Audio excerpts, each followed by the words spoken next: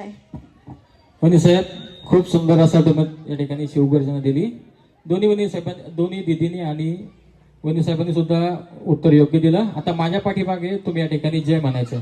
हिंदवी स्वराज्य संस्थापक सिंहासनाधीश्वर राजाधिराज योगीराज छत्रपती शिवाजी महाराज की, धर्मवीर छत्रपती संभाजी महाराज की.